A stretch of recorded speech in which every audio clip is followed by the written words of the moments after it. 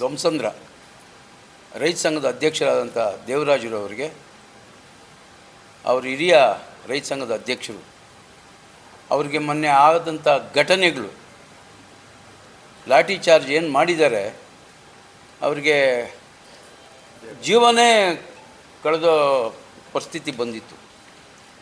ಆ ವಿಡಿಯೋನು ನಾವು ಕ್ಲಿಪ್ಪಿಂಗ್ ನಾವು ನೋಡಿದ್ದೀವಿ. ಇವತ್ತು ಯಾರು ಪೊಲೀಸ್ ಅಧಿಕಾರಿಗಳನ್ನ ಗಮನ ಇಟ್ಟು ನಾವು ಅಬ್ಸರ್ವ್ ಮಾಡ್ತಾಯಿದ್ದೀವಿ. ಮುಂದಿನ ದಿನಗಳಲ್ಲಿ ಸರ್ಕಾರ ಇರುತ್ತೆ ಅಂಥೇಳಿ ಪೊಲೀಸ್ ಆಫೀಸರ್ಗಳು ದೌರ್ಜನ್ಯ ಮಾಡಿದ್ರೆ ನಮ್ಮ ರೈತರ ಮೇಲೆ ಆಗಲಿ, ನಮ್ಮ ಕಾರ್ಯಕರ್ತರ ಮೇಲೆ ಆಗಲಿ, ಯಾವುದೇ ಒಂದು ಸಮುದಾಯದ ಮೇಲೆ ಆಗಲಿ ಮುಂದಿನ ದಿನಗಳಲ್ಲಿ ಪ್ರತಿಫಲ ಅನುಭವಿಸ್ತೀರಾ. ಇದು ಸತ್ಯವಾದ ಮಾತು. ಇಡೀ ಕರ್ನಾಟಕದಲ್ಲಿ ತಾವೆಲ್ಲೇ ಇರಿ, ನಾವು ಹುಡುಕ್ತೀವಿ, ಇದಂತೂ ಬಿಡೋದಿಲ್ಲ. ದಯವಿಟ್ಟು ನ್ಯಾಯಬದ್ಧವಾಗಿ ನೀವು ಮಾಡಿ, ನಾವು ಸಂತೋಷ ಪಡ್ತೀವಿ. ಹೇಳ್ದವ್ರ ಮಾತು ಕೇಳ್ಕೊಂಡು ದೌರ್ಜನ್ಯ ಮಾಡಿ ಈಗ ದೇವರಾಜವ್ರ ಪರಿಸ್ಥಿತಿ ಏನಾಗಬೇಕಾಯ್ತು. ಸ್ವಲ್ಪ ಯಾಮಾರಿದ್ರು ಕೈಗೆ ಸಿಗ್ತಾ ಇರಲಿಲ್ಲ. ಅವ್ರ ಜೊತೆಯಲ್ಲಿ ನಾವು ಸದಾ ನಿಂತ್ಕೊತೀವಿ, ಅವ್ರ ಬೆನ್ನೆಲುಬಾಗಿ ನಾವು ಇರ್ತೀವಿ. ಯಾವುದೇ ಕಾರಣಕ್ಕೂ ಆ ಮುಯ್ಯಿಗೆ ನಾವು ತೀರಿಸ್ಕೊತೀವಿ. ಇನ್ನು 1.5 ವರ್ಷಗಳ ಕಾಲ ಇರಲಿ, ಆ ದೇವರಾಜವರೇ ಆವತ್ತು ನೋಡ್ತಾರೆ.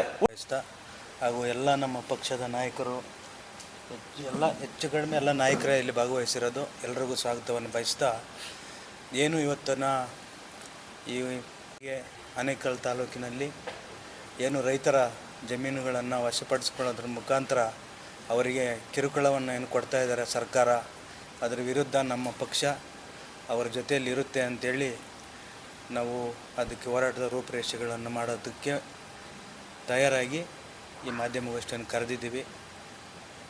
ಅದರಿಂದ ತಾವು ಸಹ ನಮಗೆ ಬೆಂಬಲ ಇರಲಿ ತಮ್ಮದೆಲ್ಲ ಅಂಥೇಳಿ ಎಲ್ಲರಿಗೂ ಸ್ವಾಗತವನ್ನು ಬಯಸ್ತೀನಿ. ಈಗ ಈ ಉದ್ದೇಶವನ್ನು ನಮ್ಮ ಮಹಾನ್ ರೈತರ ಪರವಾಗಿ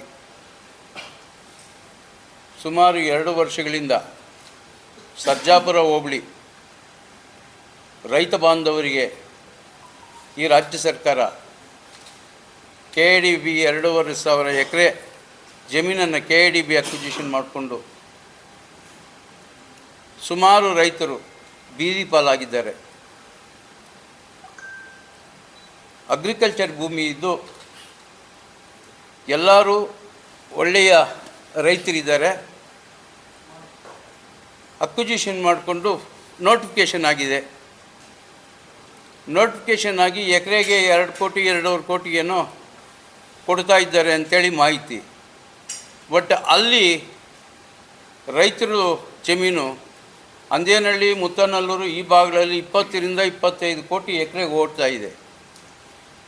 ಇವತ್ತು ಒಂದು 20 ಗುಂಟೆ ಇಟ್ಕೊಂಡಿರೋ ವ್ಯಕ್ತಿ, ಒಬ್ಬ ರೈತ, ಒಂದು 2-3 ಹೆಣ್ಮಕ್ಳು, 2 ಗಂಡು ಮಕ್ಕಳಿದ್ದು ಆ ಗಂಡು ಮಕ್ಕಳು ಫ್ಯಾಕ್ಟ್ರಿಗೆ ಹೋಗ್ತಾ ಇರ್ತಾರೆ. ಈ ಹೆಣ್ಮಕ್ಳು ಬಡತನದಲ್ಲಿ ಗಾರ್ಮೆಂಟ್ಸ್ಗೆ ಹೋಗ್ತಾ ಇರೋ ಮಕ್ಕಳು ಒಂದು ಅರ್ಧ ಎಕರೆ ಜೀವನ ಮಾಡೋಕ್ಕೆ ಇಟ್ಕೊಂಡಿದ್ರೆ ಅದನ್ನು ಕಿತ್ಕೊಂಡ್ಬಿಟ್ಟು 1 ಕೋಟಿ ಕೊಡ್ತೀನಿ ಅಂದರೆ ಅದೇ ಮಾಡಿದ್ರೆ 15 ಕೋಟಿಗೆ ಹೋಗುತ್ತೆ. ಅವ್ರ ಜೀವನಾಂಶಕ್ಕೆಲ್ಲ ಎಲ್ಲೋಬೇಕು, ಎಲ್ಲಿ ನೋಡಿ ಅಕ್ವಿಜಿಷನ್ ಮಾಡೋದು, ಏನು ಎಲ್ಲಿ ನೋಡಿ ಅದೇ ಕೆಲಸ ಆಗ್ಬಿಟ್ಟು ಇವ್ರಿಗೆ. ಈಗ ಅರ್ಕಾವತಿ ಬಡಾವಣೆ ಎಲ್ಲ ಕಡೆ ಮಾಡಿದ್ದೆ, ಇನ್ನೂ ಡೆವಲಪ್ಮೆಂಟೇ ಆಗಿಲ್ಲ. ಈಗ ಸರ್ಜಾಪುರಕ್ಕೆ ಕೈ ಇಕ್ಕಿದ್ದಾರೆ. ಹಿಂದೆ ದೇವನಹಳ್ಳಿ ಕಡೆ ಮಾಡಿದ್ರು, ಅದನ್ನ ಕೈ ಬಿಟ್ಟಿದ್ದಾರೆ. ಈಗ ಬಿಡದಿ ಹೋಬಳಿ ಕಡೆ ನಮ್ಮ ಮಾಗಡಿ ಕಡೆ ಕಡೆ ಅಕ್ವಿಜಿಷನ್ ಸ್ಟಾರ್ಟ್ ಆಗಿದೆ. ಈಗ ಅಲ್ಲಿನ ಪರಿಸ್ಥಿತಿ ಎಲ್ಲ ತೆಂಗಿನ ತೋಪುಗಳು, ಗದ್ದೆಗಳು, ತೋಟಗಳು, ಅಡಿಕೆ ತೋಟ ಎಲ್ಲ ಇದೆ. ಅಲ್ಲಿ ಕೈ ಇಕ್ತಾವ್ರೆ. 9,000-9,500 ಎಕರೆ ಈ ಥರ ಮಾಡ್ಕೊಂಡು ಹೋದರೆ ರೈತರು ಒಂದು ಇಡೀ ಅನ್ನಕ್ಕೆ ಇವತ್ತು ಅಲೆಯೋ ಪರಿಸ್ಥಿತಿ ಬರ್ತದೆ ಮುಂದಿನ ದಿನಗಳಲ್ಲಿ. ದಯವಿಟ್ಟು ಇದರ ಪರವಾಗಿ ನಮ್ಮ KP ರಾಜರವರ ನೇತೃತ್ವದಲ್ಲಿ ನಾವೆಲ್ಲ ಒಟ್ಟಿಗೆ ಸೇರಿಕೊಂಡು 25ನೇ ತಾರೀಕು ಇಲ್ಲ 26ನೇ ತಾರೀಕು ಬರೋ ತಿಂಗಳು, ಈ ತಿಂಗಳಲ್ವ, ಈ ತಿಂಗಳು 26ನೇ ತಾರೀಕು ಬೃಹತ್ ನಾವು ಪ್ರತಿಭಟನೆಯನ್ನು ಈ ಸರ್ಕಾರ ವಿರುದ್ಧ ರೈತರ ಪರವಾಗಿ ನಾವು ಮುತ್ತನಲ್ಲೂ ಅಂದೇನಹಳ್ಳಿ ಅಲ್ಲಿಗೆ ಉಳ್ಕೊಂಡು ಪ್ರತಿಭಟನೆ ಮಾಡ್ತೀವಿ ಅಂತೇಳಿ ಹೇಳ್ಬೋದು.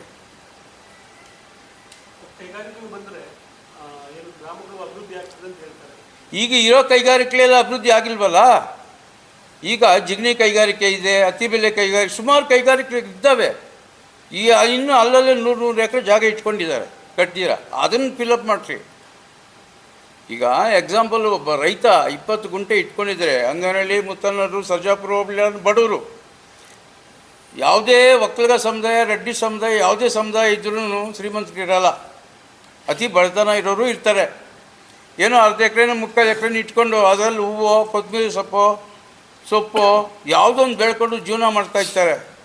ಅದನ್ನು ಏಕಾಏಕಿ ಹೋಗಿ ನೀವು 2,500 ಅಕ್ವಿಸಿಷನ್ ಮಾಡಿಕೊಂಡು ಅರ್ಧ ಎಕರೆ 3/4 ಎಕರೆ ಕಿತ್ಕೊಂಡ್ಬಿಟ್ರೆ ಅವರೆಲ್ಲ ಹೋಗೋದು 25 ಎಕರೆ, 25 ಕೋಟಿ 30 ಕೋಟಿ ಹೋಗೋ ಜಮೀನು.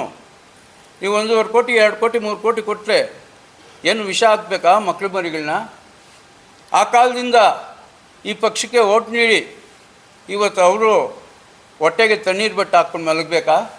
ದಯವಿಟ್ಟು ಈ ರಾಜ್ಯ ಸರ್ಕಾರಕ್ಕೆ ತಮ್ಮಲ್ಲಿ ಕಳಕಳೆಯ ಮನವಿ, ಈ ಮೀಡಿಯಾ ಮುಖಾಂತರ ಬೇಡ, ಇರೋದನ್ನೇ ಡೆವಲಪ್ಮೆಂಟ್ ಮಾಡಿ.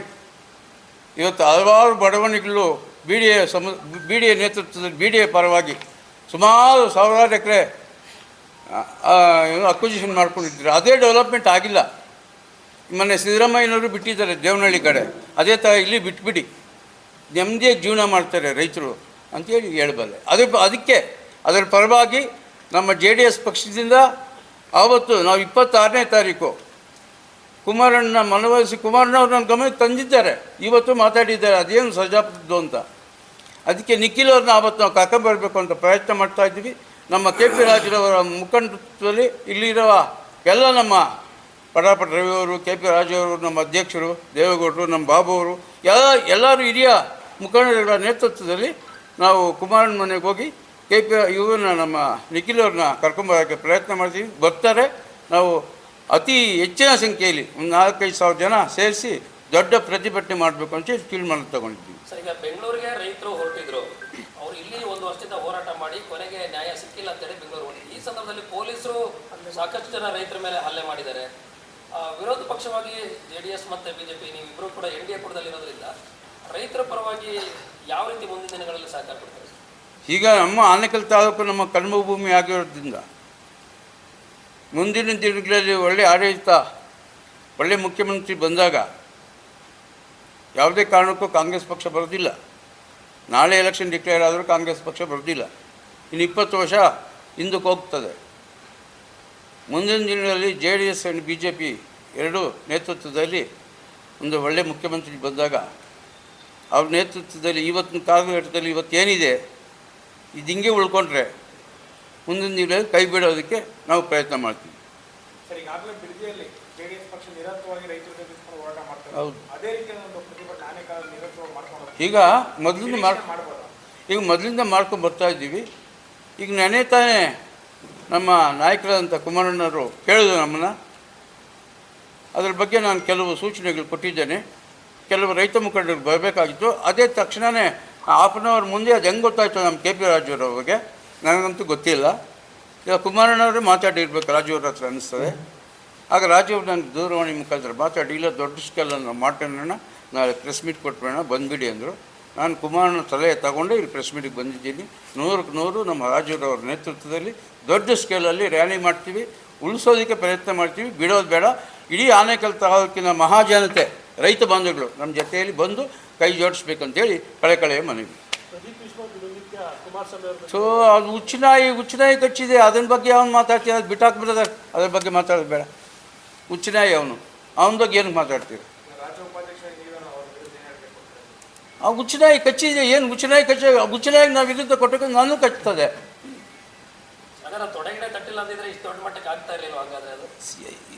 ಅದು ನಾಯಿ ಕಚ್ಚಿದೆ ಬೇಡ, ಹುಚ್ಚನಾಯಿ ಅಲ್ವಾ? ಹುಚ್ಚನಾಯಿ ಏನೇನೋ ತರ್ತದೆ, ಇನ್ನು ಸ್ವಲ್ಪ ಹೊತ್ತು ಹೋದರೆ ಚಡಿನೂ ಬಿಚ್ಚುತ್ತದೆ. ಅವ್ರ ಬಗ್ಗೆ ಯಾಕೆ ಮಾತಾಡ್ತೀರ ಜೊತೆ?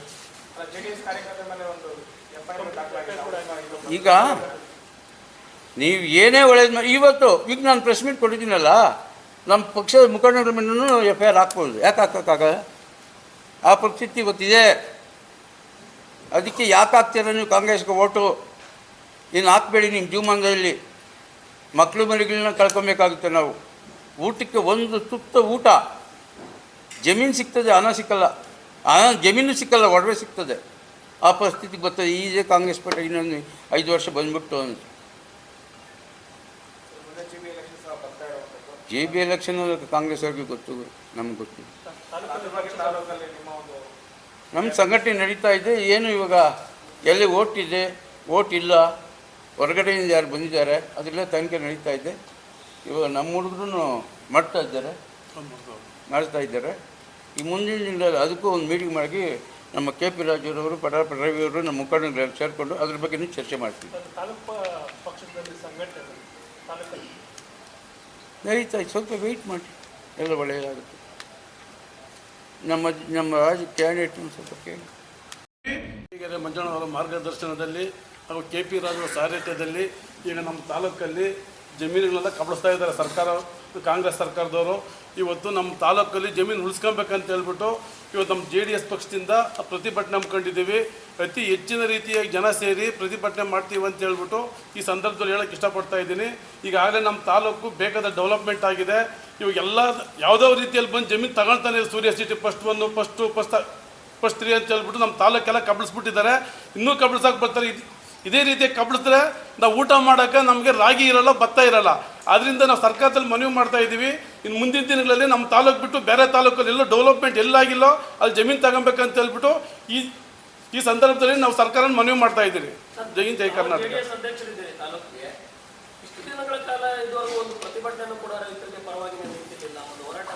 ಇಲ್ಲ, ಮಾಡಿದ್ದೀವಿ ನಾವು. ಆನೇಕಲ್ ತಾಲೂಕು ಆಫೀಸ್ ಮುಂದೆ ಕೂಡ ಮಾಡಿದ್ವಿ. ಕೆ ಪಿ ರಾಜು ಅವರವರು ನಾವೆಲ್ಲ ಹೋಗಿ ರೈತರ ಥರ ಓಡಾಡಿದ್ದೀವಿ.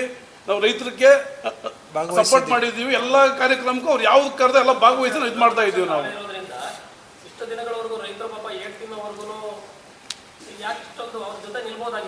ನಿಂತಿದ್ದೀವಲ್ಲ, ಜೊತೆಲೇ ಇದ್ದೀವಲ್ಲ. ನಾವು ಧ್ವಂಸಂದ್ರಕ್ಕೆ ಹೋಗಿದ್ದೀವಿ, ನಮ್ಮ ರವಿ ಅವರು ಹೋಗಿದ್ದಾರೆ, ನಮ್ಮ ರಾಜುರವ್ರು ಹೋಗಿದ್ದಾರೆ, ನಾವು ಹೋಗಿದ್ದೀರಿ, ಮಂಜಣ್ಣವರು ಎಲ್ಲರೂ ಬಂದು ಮಾಡ್ತಾನೆ ಇದ್ದೀವಲ್ಲ ನಾವು. ಇಲ್ಲ, ನಮ್ಮ ನಾಯಕರ ಮುಂದೆನೂ ಹೇಳಿದ್ದೀನಿ, ಮನೆ ರಾಜು ಅವರು ಎಲ್ಲರೂ ಅದು ಸ್ಪಂದಿಸ್ತಾ ಇದ್ದಾರೆ ಅಂತ. ಅದಕ್ಕೆ ಇವ್ರದ್ದು ಈಗ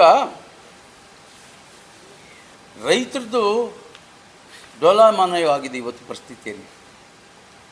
ಏನೋ ಸಿಟಿ ದೊಡ್ಡದಾಗುತ್ತೆ, ಉದ್ಧಾರಕ್ಕೆ ಆಗ್ತೀವಿ, ನಮ್ಮ ಮಕ್ಕಳು ಮರಿಗಳನ್ನ ಮುಂದಕ್ಕೆ ಒಳ್ಳೆಯದಾಗುತ್ತೆ, ಜೀವನಾಂಶಕ್ಕೆ ಇರೋದು ಒಂದು 4 ಎಕರೆನೋ 10 ಎಕರೆನೋ 3 ಎಕರೆನೋ ಇಟ್ಕೊಂಡಿರ್ತೀವಿ.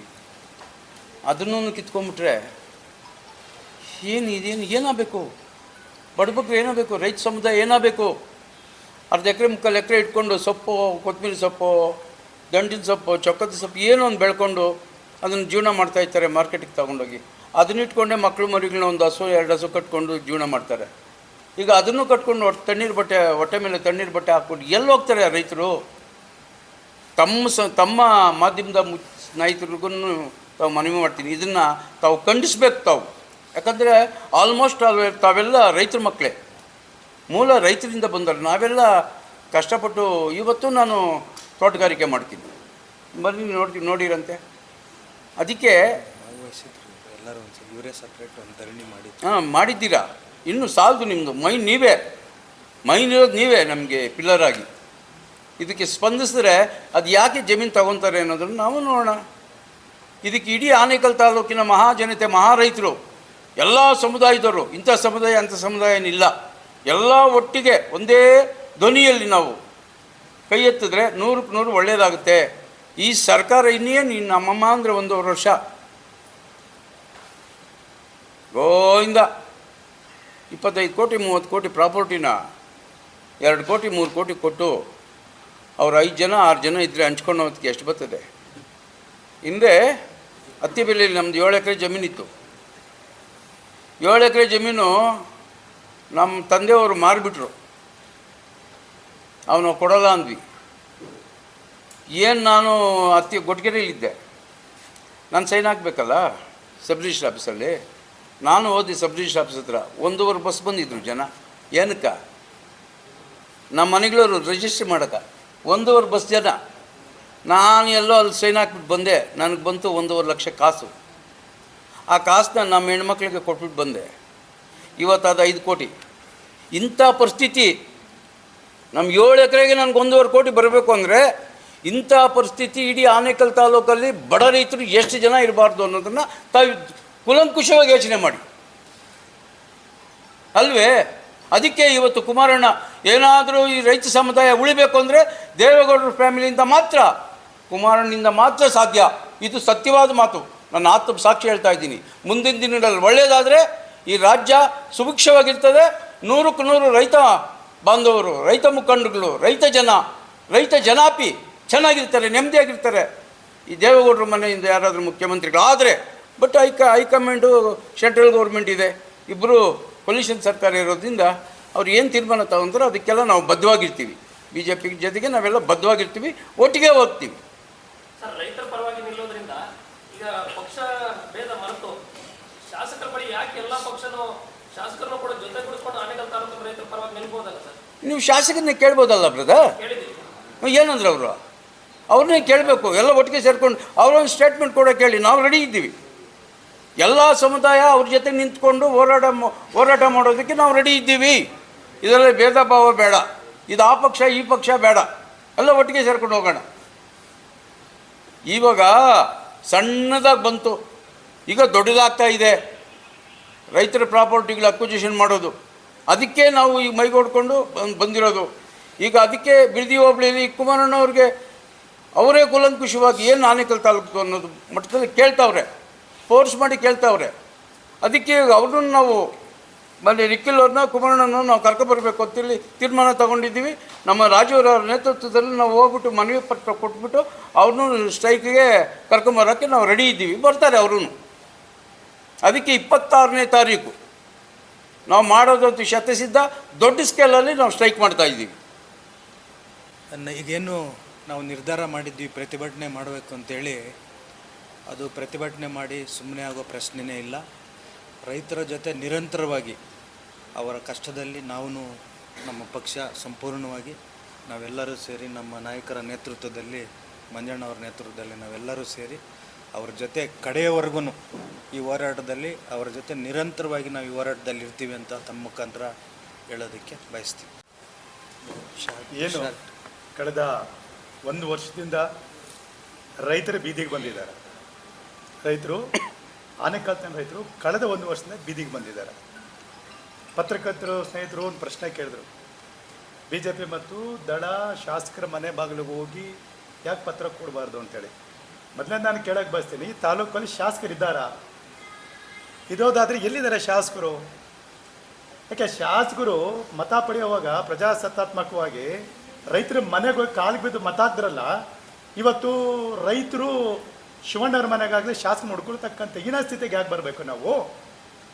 ಯಾಕೆ ಶಿವಣ್ಣವ್ರು ಇಲ್ವಾ ತಾಲೂಕಲ್ಲಿ? ಗೊತ್ತಾಗಲ್ಲ, ಅವ್ರದ್ದೇ ಸರ್ಕಾರ ಇದೆಯಲ್ಲ ಕಳೆದ 3 ವರ್ಷದಿಂದ. ಯಾಕೆ ಈ ಜಮೀನುಗಳನ್ನ ಕೈ ಬಿಡಿಸ್ತಕ್ಕಂಥ ಶಕ್ತಿ ಇಲ್ವಾ ಶಿವಣ್ಣನಿಗೆ? ಒಂದು ವೇಳೆ ಅವ್ರಿಗೇನಾದ್ರೂ ಪ್ರಜಾಪ್ರಭುತ್ವದಲ್ಲಿ ಪ್ರಜೆಗಳ ಹಿತಾಸಕ್ತಿ ಕಾಪಾಡೋಕೆ ಆಗಿಲ್ಲ ಅಂದರೆ ಶಾಸಕತ್ವದಲ್ಲಿ ಯಾಕೆ ಹೋಗ್ತಾ ಇದ್ದೀರಾ ನೀವು? ಯಾಕೆ ರೈತರ ಧ್ವನಿ ಕೇಳಿಲ್ವಾ? ಕುಡಿ ನೀರು. ರೈತರು ಯಾರು ನಿಮ್ಗೆ ಮತ ಹಾಕಿಲ್ವಾ? ಯಾವ ಪ್ರಜೆಗಳ ಹಿತಾಸಕ್ತಿ ಕಾಪಾಡಬೇಕು ಅಂತ ಸಂವಿಧಾನಾತ್ಮಕ ನೀವು ಶಾಸಕರು ಬಂದಿದ್ದೀರಾ, ನಿಮ್ಗೆ ನಾವ್ಯಾಕೆ ರಿಕ್ವೆಸ್ಟ್ ಕೊಡಬೇಕು? ನಿಮ್ಮ ಆದಾಯ ಕರ್ತವ್ಯ ಅಲ್ವಾ? ನಿಮಗೆ ನಿಜವಾಗಲೂ ಮಾನ್ಯ ಶಾಸಕರಿಗೆ ನೇರವಾಗಿ ಕೇಳೋಕೆ ಬಯಸ್ತಿದ್ದೇವೆ, ಒಂದು ವೇಳೆ ನಿಮಗೆ ರೈತರ ಬಗ್ಗೆ ಹಿತಾಸಕ್ತಿ ಇದ್ದರೆ ರಾಜೀನಾಮೆ ಕೊಡಿ, ಇಲ್ಲ ನೇರವಾಗಿ ಪ್ರೆಸ್ ಮೀಟ್ ಮಾಡಿ ಹೇಳಿ. ನಮ್ಮದೇ ಸರ್ಕಾರ ಇದೆ, 2 ಮುಖ್ಯಮಂತ್ರಿಗಳು ನೀವು ನೋಡಿದ್ದೀರಾ, ಈಗಿರೋ ಮುಖ್ಯಮಂತ್ರಿಗಳಿಗೆ ಭಾಳ ಆತ್ಮೀಯವಾಗಿದ್ದೀರಾ, ನೀವು ಹೇಳಿ ಬಿಡಿಸಿ. ಇಲ್ಲಾಂದರೆ ಶಾಸಕತ್ವ ಆಗ್ಬೇಕು ನಿಮಗೆ. ಮತ ಹಾಕಿರೋದು ಅದಕ್ಕೆ ಅಲ್ವಾ? ದಯವಿಟ್ಟು ಹೇಳ್ತಾ ಇದ್ದೀವಿ. ಇವತ್ತು ಏನು ಹೇಳ್ತಾ ಇದ್ದೀವಿ, ಮುಂದೆ 26ನೇ ತಾರೀಕು ಏನು ಗೊಟ್ಟಿಗೆರೆ ಮಂಜಣ್ಣವರು ನೇತೃತ್ವ ಮತ್ತು KP ರಾಜು ನೇತೃತ್ವದಲ್ಲಿ ಭಾಳ ಜೋರಾಗಿ ನಾವು ಹೋರಾಟ ಮಾಡ್ತಾ ಇದ್ದೀವಿ. ಇದರೊಳಗಡೆ ದಯವಿಟ್ಟು ಹೇಳ್ತಾ ಇದ್ದೀವಿ, ದಯವಿಟ್ಟು ಹೇಳ್ತಾ ಇದ್ದೀವಿ, ಇದರ ಜನ ಎಲ್ಲ ಬರಬೇಕು. ಇದು ರೈತರ ಹೋರಾಟ, ರೈತರಿಗೆ ಎಲ್ಲರೂ ಸಹಕಾರ ಕೊಡಬೇಕು. ನೀವೆಲ್ಲ ದಯವಿಟ್ಟು ಬನ್ನಿ. ಇವತ್ತು ಸರ್ಜಾಪುರ ಹೋಬಳಿದಿರ್ತಕ್ಕಂಥ ರೈತರಾಗುವಂತಹ ಅನ್ಯಾಯ ಏನಿದೆ ನಾಳೆ ನಮಗೂ ಆಗುತ್ತೆ, ಕೇಳಬೇಕಲ್ವಾ? ದಯವಿಟ್ಟು ಮಾನ್ಯ ಶಿವಣ್ಣವರಿಗೆ ಮತ್ತೊಂದು ಸಾರಿ ನಾನು ಮನವಿ ಮಾಡ್ಕೊಳ್ತಾ ಇದ್ದೀನಿ, ಇದ್ರಲ್ಲಿ ನಾವು ರಾಜಕಾರಣ ಮಾಡೋಕ್ಕೆ ಬರ್ತಾ ಇಲ್ಲ. ಇಲ್ಲಿ ನಾವು ನ್ಯಾಯಪರವಾಗಿದ್ದೀವಿ, ರೈತರ ಪರ ಇದ್ವಿ, ನೀವು ರೈತರ ಪರ ಇರಿ. ದಯವಿಟ್ಟು ಇದನ್ನು ಕೂಡಲೇ, ನಿಮ್ಮದೇ ಸರ್ಕಾರ ಇರೋದ್ರಿಂದ ನಿಮ್ಮ ಮುಖ್ಯಮಂತ್ರಿ ಜೊತೆಯಲ್ಲಿ ಕುಳಿತುಕೊಂಡು ದಯವಿಟ್ಟು ಇದನ್ನು ಕೈ ಬಿಡ್ತೀರಿ ಅಂತ ಭಾವಿಸ್ತೇವೆ. 26ನೇ ತಾರೀಕು ದೊಡ್ಡ ಮಟ್ಟದ ಹೋರಾಟ ಮಾಡೇ ಮಾಡ್ತೀವಿ. ಇದು ನಮ್ಮ KP ರಾಜು ಅವರು, ನಮ್ಮ ಮಂಜಣ್ಣವ್ರು ಹೇಳ್ದಂಗೆ ನಿರಂತರವಾಗಿ ನಾವು ರೈತರ ಜೊತೆಲಿ ಇದ್ದೇ ಇರ್ತೀವಿ. ಹಾಗಾಗಿ ತಾಲೂಕಿನ ಎಲ್ಲ ಜನತೆ ದಯವಿಟ್ಟು ಇದು ಕೈ ಜೋಡಿಸಿ. ಆಮೇಲೆ ಮಂಜಣ್ಣವ್ರು ಹೇಳ್ದಂಗೆ ಈಗಾಗಲೇ ಬೆಳಗ್ಗೆ ನಾನು ಅಣ್ಣನ ಹತ್ರ ಮಾತಾಡ್ತಿರ್ಬೇಕಾಗ ಆಗಲೇ ಮೌಖಿಕವಾಗಿ ಮಂಜಣ್ಣವರು ಕುಮಾರಣ್ಣವರಿಗೆ ಗಮನಕ್ಕೆ ತಂದಿದ್ದಾರೆ. ಈ ರೀತಿ ಸರ್ಜಾಪುರದಲ್ಲಿ ಕಳೆದ 1 ವರ್ಷದಿಂದ ರೈತರು ಬೀದಿಗೆ ಬಂದಿದ್ದಾರೆ. ಸೊ ಇವ್ರಿಗೇನಾದರೂ ನ್ಯಾಯ ಕೊಡಿಸ್ಬೇಕಂತಾಗ ಸಂಪೂರ್ಣ ಮಾಹಿತಿಯನ್ನು ಕೊಟ್ಟು ಬಂದಿದ್ದಾರೆ. ಸೊ ಹಾಗಾಗಿ ಮುಂದೆ 26ನೇ ತಾರೀಕು 100ಕ್ಕೆ 100 ನಿಖಿಲ್ ಕುಮಾರಸ್ವಾಮಿಗಳಾಗಿರ್ಬೋದು ಅಥವಾ ಕುಮಾರಣ್ಣಗಳು ಕರ್ಕೊಂಬರ್ತೀವಿ. ದಯವಿಟ್ಟು ತಾಲೂಕಿನ ಎಲ್ಲ ಜನತೆ ಈ ರೈತ ಹೋರಾಟಕ್ಕೆ ಕೈ ಜೋಡಿಸಿ ರೈತರಿಗೆ ನ್ಯಾಯ ಒದಗಿಸ್ಕೊಡ್ಬೇಕಂತ ಕಳಕಳಿಯಿಂದ ಪತ್ರಿಕಾಗೋಷ್ಠಿ ಮುಖಾಂತರ ನಾನು ಮನವಿ ಮಾಡ್ಕೊಳ್ತಾ ಇದ್ದೆ. ಬೇಕು ಅನ್ನುವಂಥ ಹೆಸರಲ್ಲಿ, ಅಭಿವೃದ್ಧಿಯ ಹೆಸರಲ್ಲಿ ರೈತರ ಒಂದು ಜಮೀನನ್ನು ಕಸಿದುಕೊಳ್ಳುವಂಥದ್ದು ಅದು ಸಮಂಜಸ ಅಲ್ಲ. ಅದು ಸೊ ಇದೇ ತಿಂಗಳು ಜುಲೈ 26ನೇ ತಾರೀಕು ನಾವೇನು ಹೋರಾಟ ಪ್ರತಿಭಟನೆ ಮಾಡಿ